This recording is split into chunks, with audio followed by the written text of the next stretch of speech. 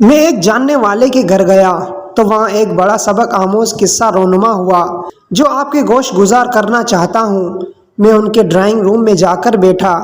تو kitchen drawing room کے ساتھ اٹیچ تھا، جس کی وجہ سے کچن میں ہونے والی گفتگو کو تھوڑا غور کرنے سے سنا جا سکتا تھا۔ دو خواتین گفتگو کر رہی تھیں، جس سے مجھے اندازہ ہوا کہ یہ دونوں اس گھر کی دلہنیں ہیں۔ ان دونوں کی گفتگو نے مجھے ایک بہت بڑا سبق سکھایا۔ ایک خاتون دوسری سے کہہ رہی تھی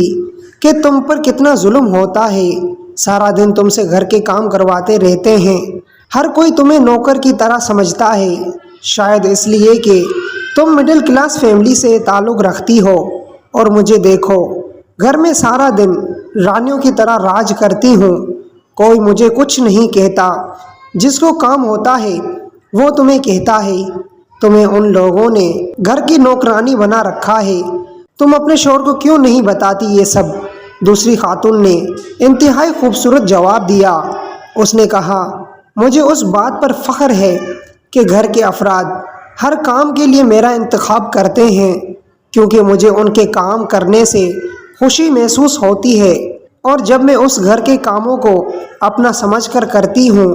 تو مجھے تھکن محسوس نہیں ہوتی، اور جب میرا شوہر گھر آتا ہے تو وہ گھر کے ہر فرد سے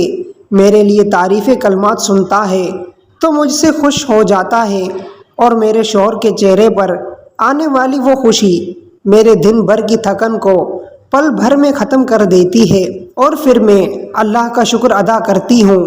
کہیں میں اپنے شوہر کی نافرمانی اور ناراضگی سے محفوظ ہوں، اور باقی رہی مڈل کلاس کی بات، تو اللہ کے نزدیک ان کلاسز کی کوئی اہمیت نہیں، وہ اپنے بندے کو تقویٰ کی بنیاد پر رکھتا ہے۔ اس لیے میں اپنے شوہر کی نافرمان ہو کر اپنے رب کو ناراض نہیں کرنا چاہتی، اس کے لیے چاہے مجھے کوئی بھی قربانی دینی پڑے۔ اس نیک بخت خاتون کی باتیں